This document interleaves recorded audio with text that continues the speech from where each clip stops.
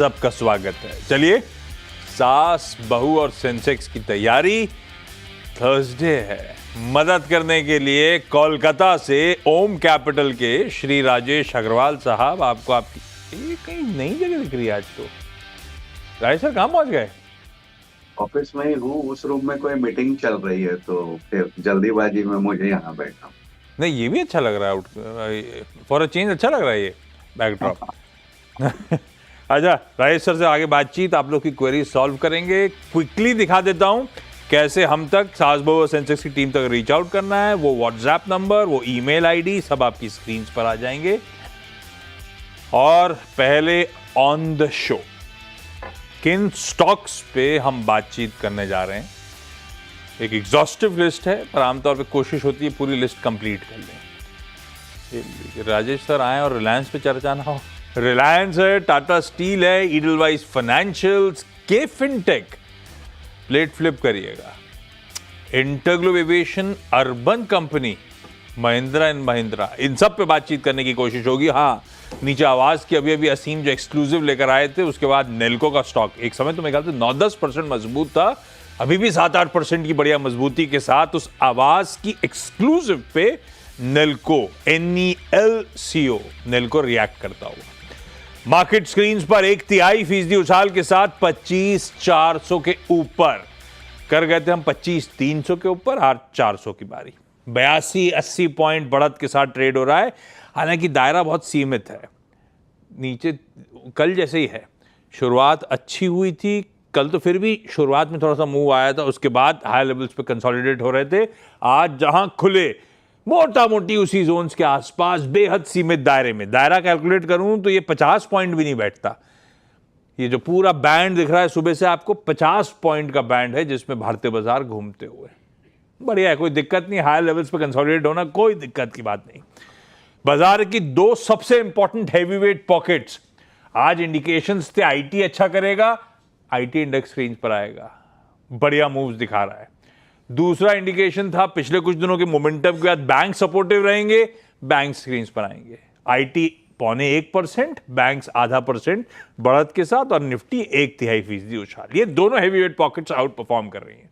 एक बार निफ्टी की contribution plate दिखाइए तो उसमें दिखेगा आपको कैसे कोई HDFC बैंक, कोई ICICI बैंक बढ़िया कर रहा है, कैसे कोई टेक्नोलॉजी और न्यू एज स्टॉक्स अच्छा कर रहे हैं। तो कोई इन्फोसिस है। ये लिस्ट थोड़ी सी एग्जॉस्टिव होती, लंबी होती, तो इसमें ये जोमेटो, इटर्नल वगैरह भी नजर आते हैं आपको। तो एज एक्सपेक्टेड वही पॉकेट्स हैं जो चर्चा में सुबह से थी, वो आउट परफॉर्म करती हुई। खैर, सवाल जवाब की तरफ बढ़ रहा हूं। आज लखनऊ, कोलकाता और मुंबई जाना है। सबसे पहले लखनऊ से मान्यता वर्मा जी जुड़ती हुई। मान्यता जी, गुड आफ्टरनून। मान्यता मैम, कब से स्टॉक मार्केट में हो आप, क्या करते हो लखनऊ में? सर बेसिकली तो I am working in a company at PO City group, और मेरी फर्स्ट जॉब है। तो मैंने अभी नए नए स्टॉक्स लिए हैं, अभी अराउंड 5 to 6 months हुए हैं। तो मैंने 2 स्टॉक्स ले, क्या करती है यूरो सिटी ग्रुप में ले रखा है। PO City group is a diagnostic company. तो मशीन्स बनाते हो या डायग्नोस्टिक आउटलेट्स हैं? जैसे मेट्रोपोलिस है, डॉक्टर लाल है, वैसे ही है? सर्विस नहीं, दोज आर प्राइवेट लैब्स। हमारा जो है गवर्नमेंट के साथ चलता है टाई अप। तो अरे वाह, तो आपका कोई अगर वो टेस्ट वेस्ट करना है तो फ्री में हो जाता है, ऐसा कोई लफड़ा नहीं? हाँ, हो जाता है आराम से, ऐसा कुछ नहीं है। अच्छा, चलिए मान्यता मैम, 4-5 महीने 6 महीने जॉब को होगा, और जब से कमा रहे हो आप स्टॉक मार्केट में भी साथ साथ इन्वेस्ट कर रहे हो, ऐसा समझा मैं। पहला स्टॉक कौन सा मैम? यस, हाँ, मैंने एडलवेस ले रखा है। कितने पे लिया है, कितनी क्वांटिटी? 200 शेयर्स लिए हैं। 200 शेयर्स मैंने 76 रुपीज़ पे लिए थे। अभी तो अच्छा चल रहा है, बट मुझे ये जानना था क्या इसमें होल्ड कर सकते हैं आगे, मतलब इसमें क्या इंक्रीमेंट होगा आगे? 4-5-6 महीने के हिसाब से तो बहुत ही अच्छा चल रहा है। ये बताओ, ईडलवाइज का आइडिया कैसे आया था? जी, सॉरी, आइडिया कहाँ से आया था? ईडलवाइज क्यों खरीदा था? ये मेरे एक्चुअली जो ब्रदर हैं ना, तो उन्होंने मुझे बोला था कि नहीं हो तो as a beginner you should invest in stock, अच्छा इन्वेस्टमेंट देती है, तो मैंने कहा व्हाई नॉट स्टार्ट इन्वेस्टिंग नहीं नहीं अभी नहीं, वो से, ठीक है। शुरुआत से। ईडलवाइस कैसे दिमाग में आया? ये ब्रदर ने सजेस्ट जी। किया था क्या? मुझ हाँ, उन्होंने ही सजेस्ट किया था मुझे, उन्होंने 2-3 बताए थे, तो मैंने एडलवेज और टाटा स्टील में इन्वेस्ट किया था। पहले ईडलवाइस पूछ लेता हूँ। राजेश सर, क्या करें मान्यता, मुनाफा बांध लें या बने रहें भाई? नमस्कार आशीष जी। बाकी भी जो महिला मित्रगण सब पैनल में हैं, सबको नमस्कार। जहां तक एडवाइस की बात है, एक शानदार कंपनी है और अब थोड़ा सा अपना फोकस चेंज कर रही है। एसेट लाइट बिजनेस मॉडल्स में जा रही है, जैसा एएमसी है जिसमें म्यूचुअल फंड ऑल्टरनेटिव्स, लेंडिंग में जा रही है, इंश्योरेंस में जा रही है, एसेट रिकंस्ट्रक्शन में जा रही है। तो एक बड़ी वॉल्यूम अनलॉकिंग हो सकती है और मैनेजमेंट एक्टिवली परसू कर रही है इसको, कुछ स्ट्रेटेजिक सेल करके, स्पिन ऑफ करके, सब्सिडरी को लिस्ट करा के, ये सारी चीज। डेट भी रिड्यूस हुआ है, लेकिन दिक्कत ये है कि इस वक्त मुझे लगता है 115-16 के आसपास जाता जाता ये सारे जो भी पॉजिटिव्स है ऑलरेडी डिस्काउंट हो चुके हैं, अच्छे मुनाफे पे बैठेंगे।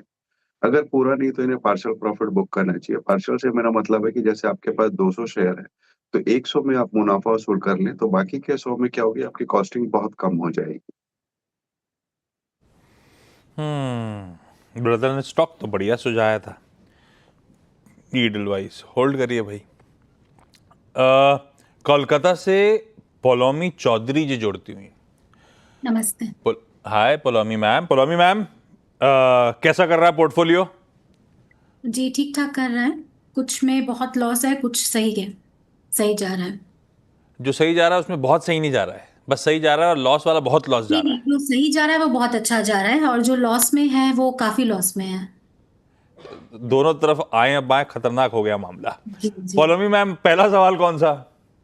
जी मेरा पहला सवाल है इंडिगो को लेके। So I do not have anything to ask regarding this stock, सिर्फ मुझे इतना ही पूछना है सर कि मेरे पास 13 क्वांटिटी है और इसको मैंने लिया था 4372 पे, तो हाँ। मेरा प्रॉफिट तो है। मेरा ये सवाल है, मुझे आइडियली जब ऐसा सिचुएशन होता है कि अच्छा खासा प्रॉफिट है, तब मुझे प्रॉफिट बांध लेना चाहिए थोड़ा सा, या फिर और एक्यूमुलेट करना चाहिए? अगर एक्यूमुलेट करना चाहिए तो लेवल कौन सा होगा? तो सब तो पूछ लिया आपने, कुछ नहीं पूछते पूछते। राजेश सर, इंटरग्लोब में करें क्या? देखिए, इनकी जो जिज्ञासा है बहुत सही है। पहले कंपनी पे आते हैं, तो अगर इंडियन एविएशन इंडस्ट्री देखेंगे तो शॉर्ट सप्लाई है और इस वजह से डिमांड बढ़ी हुई है, मार्जिन बढ़े हुए हैं, क्रूड बहुत दिनों से नीचे के लेवल्स पे है, वो भी इनको फायदा है। दूसरे ये बिजनेस क्लास और इंडिगो ब्लू वगैरह जो लॉयल्टी प्रोग्राम वगैरह चले हैं, उससे मार्जिन बेहतर आएगा। पहली तिमाही के नतीजे अच्छे थे। डोमेस्टिक में 64-65% का मार्केट शेयर है, इंटरनेशनल में 44-45% का। सारी पायदान पे अच्छी है और हमारा अनुमान है कि लंबी अवधि से मेरा मतलब है 9 से 12 महीने में ये स्टॉक 6,500 तक जाता हुआ दिखता है। अब रहा सवाल कि इन्हें मुनाफा मानना चाहिए, तो मैं यही कहूंगा भी 6,500 तक जाता हुआ दिखता है। शॉर्ट टर्म में वोलेटाइल हो सकता है, ऊपर नीचे चले, बट अगर आपका लंबी अवधि का नजरिया है तो बने रहें। और ऐड करने की अगर आप जो बात कर रही हैं, तो किसी भी कारण से स्टॉक 5200-5300 तक आता है तो वहां ऐड करना चाहिए आपको। गला खराब सा, तबीयत नासाज सी लग रही है राजेश सर, क्या मामला है? सर, सर्दी जुकाम लगी हुई है। अरे ध्यान रखो आप, अब तो दुर्गा पूजा आने वाली है, आप और पोलोमी मैम एंजॉय करने वाले हो, तबीयत कहाँ खराब कर रहे बिल्कुल हो इस टाइम पे? बिल्कुल बिल्कुल, हमारे यहाँ तो इस बार कल परसों से ही उद्घाटन हो जा रही है कई जगह की। अभी तो टाइम है ना, लेकिन वो तो एंड ऑफ सितंबर आनी है ना। और पहले महालय के बाद हुआ करता था। अभी मैंने देखा कुछ एक पूजा का, बड़ी बड़ी पूजाओं का 19-20 तारीख से ही ओपनिंग कर दे रहे हैं। राजेश सर किसी भी वक्त कल्टी मार सही। सकते हैं और छुट्टी पे जा सकते हैं, ये ध्यान रखिए आप। ठीक है, मुंबई से नम्रता शाह जी जुड़ती हुई। Namrata ma'am, good afternoon. Ma'am, afternoon sir. कैसे स्टॉक आइडेंटिफाई करते हो आप? खुद ही डिसाइड करते हो या कोई गाइड कर रहा है? सीएनबीसी गाइड करता है, प्लस मेरे फादर इन लॉ गाइड करते हैं एंड मेरे हस्बैंड भी गाइड करते हैं। फादर इन लॉ, हस्बैंड और सीएनबीसी, ठीक बात। नम्रता मैम, पहला कौन सा स्टॉक? सर स्टॉक नहीं, बट मैं पूछना चाहती हूँ कि मेरे पास 5 लाख रुपीज है जिसको हाँ, मैं इन्वेस्ट करना चाहती हूँ for short term. For short term. और शॉर्ट टर्म का मतलब क्या होता है? छोटे से पीरियड के लिए नहीं, वो इन्वेस्ट तो किया ठीक है, वो तो तो डिक्शनरी मीनिंग तो समझ गया। आपके लिए शॉर्ट टर्म क्या हुआ? मेरे लिए छोटा भी सा वही पीरियड कितना है मीनिंग। आपके लिए? 3 to 4 months भी चलेगा। 3-4 महीने में 5 लाख का कितना करना है अपने को? जितना आप बताओ। राजेश सर, 5 का कुछ बढ़िया सा हो जाए 3 महीने में तो मजा आ जाए। मैं इनसे एक बात पूछना चाहूंगा, पहले कभी आप शेयर बाजार में थे या पहली बार आ रहे हो? मैं इसमें 3 साल से हूँ। उसके बाद भी आप शॉर्ट टर्म खोज रहे हो? देखिए, स्टॉक्स तो मैं बता दूंगा, बट शॉर्ट टर्म में होगा कि नहीं होगा ये बोलना मुश्किल है, क्योंकि 3-4 महीना एक बहुत छोटा पीरियड होता है। ट्रेडिंग करने के लिए अलग बात है, बट इन्वेस्टमेंट करते हो तो थोड़ा आपको समय रखना पड़ेगा। तो और लॉन्ग टर्म की होल्डिंग के लिए मुझे लगता है इस वक्त रिलायंस है, लार्सन है, आईटीसी है, या एचडीएफसी बैंक है जो अच्छे लग रहे हैं। इवन हुंडई मोटर्स अच्छा लग रहा है, तो ये कुछ एक स्टॉक है जो आप ध्यान दे सकते हैं। पर हाँ, कोई श्योरिटी नहीं 3 महीने के लिए। अच्छे स्टॉक्स हैं, लंबी अवधि में कमा के देंगे। किस्मत रही तो शायद नियर टर्म में भी कुछ अच्छा कर जाएं। कौन कौन से बोले आपने? सॉरी, एलएनटी, hyundai और Reliance. Reliance, HDFC bank. HDFC bank. भाई रिलायंस की बात हुई, मैंने इसलिए मेरे को एकदम से हॉटबोर्ड दिखा, मैं मिस कर गया था। डिस्क्लेमर प्लीज रख दीजिएगा स्क्रीन पे। अच्छा, रिलायंस पे तो ऑलरेडी नम्रता जी के पास हैं, है ना नम्रता मैम? सवाल तो भेजा था आपने, पूछ कुछ और डाला। 140 शेयर्स है मेरे पास। बस तो फिर तो उसका जवाब आ ही गया। लॉन्ग टर्म के लिए अच्छा लग रहा है तो जो है वो तो रखना ही रखना है। मान्यता मैम, अगला सवाल। जी, मुझे ये पूछना था कि मैंने टाटा स्टील में 100 शेयर्स लिए हुए थे 152 की रेट पे। तो उसमें बहुत ही ज़्यादा फ्लक्चुएशन चल रहे थे। क्या वो इसमें मुझे होल्ड करना चाहिए या फिर क्या करना चाहिए, मतलब मुझे आगे फ्यूचर के लिए? क्योंकि मुझे भी 1 साल का मतलब मिड टर्म मैं देख रही हूँ कि कितना हो पाएगा इन्वेस्ट। ये आइडिया अभी भाई का था? जी। भाई तो बढ़िया सैलरी बढ़ा रहे हैं आपकी, मस्त। उधर भी एडलवाइस भी बढ़िया था, टाटा स्टील भी बुरा नहीं है। राजेश सर, क्या करें टाटा स्टील में? देखिए, ये कह रही हैं कि साल भर तक बनी रहेंगी, निवेश के लिए स्टॉक है, रोज की वॉलेटिलिटी को नजरअंदाज करें, इग्नोर करें, बेटर होगा। शेयर बाजार है, ऊपर नीचे चलता रहता है। आपने स्टॉक अच्छा चुना है, अभी भी मुनाफे पे बैठी है। चाइना की जो पॉलिसी शिफ्ट हो रही है कि वो कैपेसिटी थोड़ा सा कम कर रहे हैं, और कंपटीशन कम कर रहे हैं, तो मुझे लगता है उससे बहुत बड़ा फायदा इनको होगा। गवर्नमेंट का जो सपोर्ट है सेफगार्ड ड्यूटीज को लेकर के या इंफ्रास्ट्रक्चर पुश को लेके, उसका फायदा होने वाला है। फंडामेंटल्स बहुत स्ट्रांग है कंपनी के, कैपेसिटी अच्छी है। इस वक्त बने रहने की सलाह रहेगी आपको। साल भर तक बने रहे, मेरे हिसाब से 190-95 तक ये स्टॉक जाता हुआ साल भर में दिखता है। अहमदाबाद से फोन लाइन पे जानवी सोलंकी जी जुड़ती हुई। Janvi ma'am, good yes afternoon. सवाल पूछे गुड मैम। आफ्टरनून। एक्चुअली में अर्बन जो आईपीओ है वो लिस्टिंग हुआ था, तो फिर हमने वो लिया था 117 पे। ठीक है, तो मतलब अभी वो होल्ड कर सकते हैं कि और बाई कर सकते हैं? अर्बन कंपनी को कल खरीदा, मतलब आपने लिस्टिंग के बाद, है ना? अरे भाव तो लगाओ डायरेक्टर साहब, स्टॉक लाओ यार। अर्बन कंपनी आज क्या कर रही? कल तो गजब करा था, लिस्टिंग तो बहुत बढ़िया हुई। 117 पे लिया? 170 पे आया, मतलब 170। 170 पे खरीद लिया है? हाँ, 170 पे मतलब कल खरीद लिया था, तो फिर वापस क्यों नीचे खरीदा गया था? ये सोचा था कल ही निकल जाऊंगी, लेकिन निकल नहीं पाया, ऐसा हुआ क्या?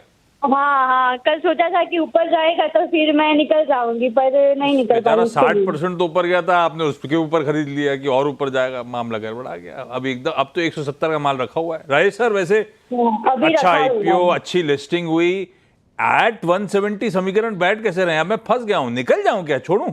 1-2 रुपए नीचे है, या फिर बने रहूं?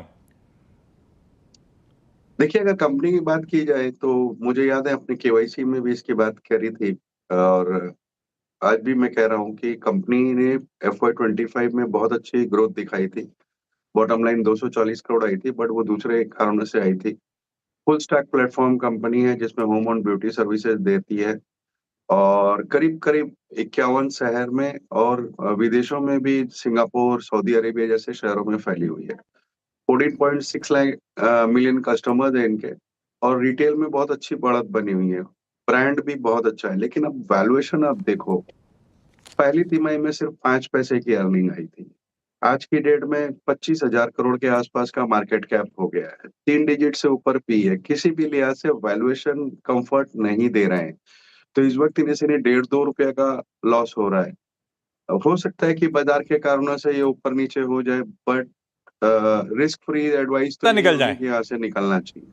लॉजिक कहता है निकलिए भाई, वैल्यूएशंस बहुत स्ट्रेच हो गए हैं। आपने सिर्फ ट्रेड के हिसाब से कल चढ़ती बस पे चढ़े थे, वो बस आपके साथ ट्रेंड में पकड़ी नहीं, निकल जाइए, गलती हो गई अपने से और कोई नुकसान नहीं हो रहा है।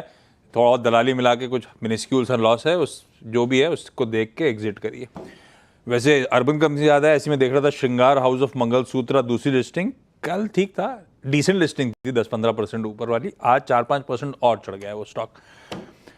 मान्यता जी, पोलोमी मैम, नम्रता जी, जानवी जी, आप सबका धन्यवाद। वही जरा स्टिंग प्ले आउट करिए SBS स्टॉक पिक की। राजेश सर, कुछ आपने वो जवाब दे देते थे, अपने पसंदीदा दिग्गज स्टॉक्स तो हाईलाइट कर रहे थे, लेकिन आज की पिक कौन सी? आई एम अज्यूमिंग उसके बाहर की कोई है। आशीष जी, उसके बाहर की नहीं है, उसके अंदर की ही है और हाँ। इसे मैंने कई बार SBS में भी और चार का चौका जो कमाई का अड्डा में आता है उसमें भी दे रखी है। मैं रिपीट करना चाहूंगा क्योंकि अभी भी बहुत अच्छी लग रही है। हुंडई मोटर, अगर आप देखें तो इनके गाड़ियों का पोर्टफोलियो है जो बहुत डाइवर्सिफाई है।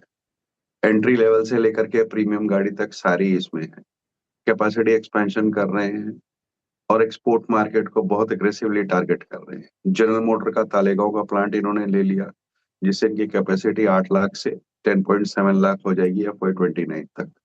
32,500 का कैपेक्स कर रहे हैं जो कि टोटली इंटरनल एक्वेरल से होगा। पहली तिमाही के नतीजे बहुत अच्छे आए थे बावजूद दुनिया भर के डिस्काउंट देने के, और अब जो GST कट वगैरह हुआ है उससे इन्हें अतिरिक्त मुनाफा होगा। 26 नए प्रोडक्ट्स लॉन्च कर रहे हैं FY30 तक। तो सारे पायदान पर बहुत खरी उतरती है। वैल्यूएशंस अभी भी अच्छे हैं, चूंकि ऑलरेडी कुछ बढ़ गया है, लेकिन फिर भी अच्छे हैं। मैं समझता हूँ यहाँ पे खरीदारी करनी चाहिए। Hyundai मोटर्स है आज का प्रेफर। मैं फालतू जंप कर गया था कि उन चार के बाहर का कोई होगा, उन चार के बाहर का नहीं, Hyundai मोटर्स ही उनमें से एक पिक है जो पसंद आ रही है। एक रिलीज कल है, वो जॉली LLB 3। पहली अरशद वारसी की थी, सबसे अच्छी वही थी, दूसरी अक्षय कुमार की थी, तीसरी दोनों की है। पर ऐसा लग रहा है जबरदस्ती बना दी है, ट्रेलर में तो वैसा मज़ा नहीं आ रहा है। फ्रेंचाइजी का फ़ायदा उठाने की बात हो रही है। दूसरा एक आज से ना, वो पता नहीं क्या नाम है, अगर सिर्फ एस्ट्रिक हटा दूँ तो है तो बैड्स ऑफ बॉलीवुड, ये आज रिलीज़ हुई है। ये क्या राजेश सर, क्या है ये? आर्यन खान ने प्रोड्यूस करी है, शाहरुख खान के बेटे ने डायरेक्ट की है, सॉरी, वो तो ठीक है। ये क्या हर हफ्ते एक एपिसोड रिलीज करने वाले वैसा वाला मामला है क्या? क्योंकि ऑलरेडी एक एपिसोड रिलीज हो गया और तारीफ तो आ रही है, मैं नेट पे देख रहा था। ये बिल्कुल सही कहा आपने कि ये कुछ डिले करके रिलीज कर रहे हैं। ये एक नई तरीके की टैक्टिक चल रही है OTT पे। हाँ। तो कई बार ये थोड़ा सा इरिटेटिंग भी हो जाती है क्योंकि आपको वेट करना पड़ता है। तो कई लोग उस समय हाथ के हाथ देखते नहीं है, बाद में जब सारी आती है तो देखते हैं। खास मैं तो ऐसा ही करता हूँ। मैं भी ऐसे तो ही करता हूँ। जब सारी आ जाती हैं तभी देखता हूँ, क्योंकि फिर वो उतना वेट होता नहीं है। तो इस वजह से वैसे रशेस बहुत अच्छे हैं, कुछ स्टार कास्ट भी बहुत अच्छी लग रही है, और आर्यन खान ने बनाया है, शाहरुख खान के बैनर के तले है। ओके। तो एक बार देखना तो बिल्कुल बनता है। हाँ, मैं भी सारी आने के बाद ही मज़ा है। मैंने तो वो क्या नाम था उसका, मैं भूल जाता हूँ नाम। वैसे सचिन ने एक रिकमेंड करी है, मराठी है, दशावतार। वो कह रहे थे देखिएगा ज़रूर, तो मैं उसका ट्रेलर देख रहा था, बहुत इंटरेस्टिंग ट्रेलर है। आप भी राजेश सर हुआ तो पता नहीं कोलकाता में लगी ही नहीं लगी है, लेकिन दशावतार बहुत। और फिर उसके बाद मैंने जितने लोगों से पूछा सब कह रहे हैं जिन्होंने देखिए कि क्लास मूवी है। खैर वो एक रिकमेंडेशन हो गई, एक बार देख लूं तो आपके साथ सबके साथ बातचीत करूंगा कैसा लगा। ब्रेक का समय। Rajesh sir thank you so much जुड़ने के लिए। कहवा